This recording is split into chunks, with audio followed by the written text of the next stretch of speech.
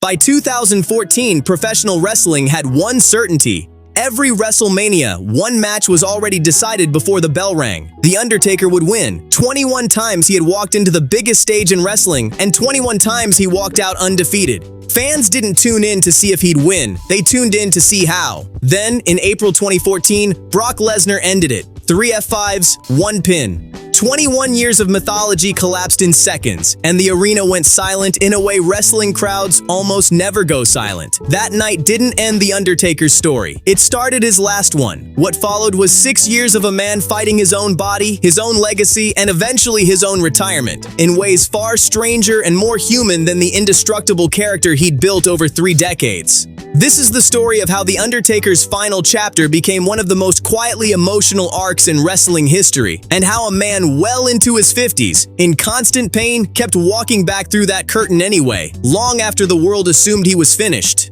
Behind the urn and the entrance bell was Mark Calloway, a 6'10" Texan who'd bounced through smaller promotions under names like Punisher Dice Morgan before Vince McMahon reinvented him as a supernatural mortician in 1990. For nearly 25 years, WWE guarded that character like a state secret. Calloway rarely broke it publicly, rarely explained the gimmick, rarely appeared as himself. That discipline is exactly why losing the streak cut so deep. The myth had cracked. Now the man underneath had to figure out how to keep going, and how much longer his body would let him. He didn't rush back. When Undertaker returned in 2015, WWE booked a rematch against Lesnar at SummerSlam that August, and it ended in genuine chaos. No official winner after Undertaker choked Lesnar into submission while the referee was knocked out and missed the whole thing. Their rubber match at Hell in a Cell that October finally settled the score, Undertaker winning clean.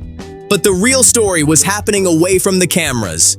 Undertaker's body was already failing faster than the character let on, and everyone around him knew it. In 2016, Shane McMahon returned to WWE after years away and chose The Undertaker as his comeback feud, challenging him to a Hell in a Cell match at WrestleMania 32. Shane leapt off the top of the cell through an announce table, a stunt that shocked the live crowd more than anything Undertaker himself did that night.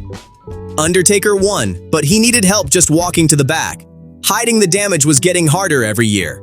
A year later, WrestleMania 33 gave wrestling one of its most quietly devastating scenes. Undertaker lost to Roman Reigns, then stood alone in the ring, removed his hat, his gloves, his long black coat, and laid them down in the center before walking away without a word. Commentators treated it like a funeral because, for all anyone actually knew, it was one. Fans assumed retirement. WWE never confirmed it either way. That silence would define the next 3 years of his career. He wasn't finished. In 2018, Undertaker resurfaced in Saudi Arabia for WWE's newly launched Greatest Royal Rumble, beating Rusev, then returned months later at Crown Jewel to team with Kane against D-Generation X's Triple H and Shawn Michaels. He beat Roman Reigns again at Extreme Rules. Then came WrestleMania 34 against John Cena, a match so brief and disjointed that fans openly booed it. Undertaker later admitted publicly he wasn't happy with his own performance that night, a rare crack of self-criticism from a man who almost never talked about his work at all. Things got worse before they got better. At Super Showdown 2019, another Saudi Arabia event, Undertaker faced Bill Goldberg in a match plagued by miscommunication and a chokeslam attempt that nearly went seriously wrong. It became one of the most criticized matches of his career, and proof that the machine everyone once called unbreakable was breaking in real time in front of a live audience that didn't know whether to cheer or worry. Then, in April 2020, something unexpected happened. With the world locked down by COVID-19 and WrestleMania stripped of its crowd, WWE built an entire cinematic short film around Undertaker versus AJ Styles, shot in a graveyard with motorcycles, coffins, and no fans to perform for. The Boneyard match became an instant classic, praised as some of the best storytelling WWE had produced in years. At 55 years old, in the strangest circumstances imaginable, The Undertaker found his masterpiece. 7 months later, at Survivor Series 2020, Undertaker stepped into the ring one final time, not to wrestle, but to speak. In a moment that felt genuinely unscripted, he thanked the fans and formally closed the book on 30 years as an active performer. No opponent, no finish, no twist. Just a man saying goodbye on his own terms, something the character had never once been allowed to do. That same year, WWE released The Last Ride, a documentary series that did something almost unthinkable. It showed Mark Calaway unfiltered, doubting himself in visible pain, disagreeing with WWE officials about how his final matches should look.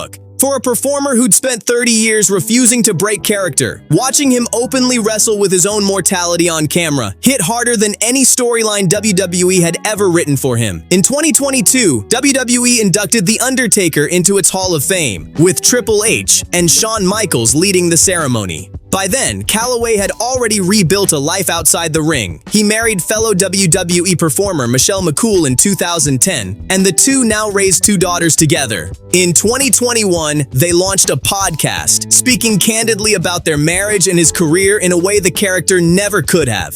Decades of hip surgeries, torn muscles, and quiet injuries had taken their toll, but for the first time in 30 years, Mark Calaway didn't have to hide any of it. The Undertaker spent 3 decades convincing the world he couldn't be hurt, couldn't be beaten, couldn't even die. His final years told a different story, one about a very human man who kept getting back up anyway, long after the myth itself had already been buried.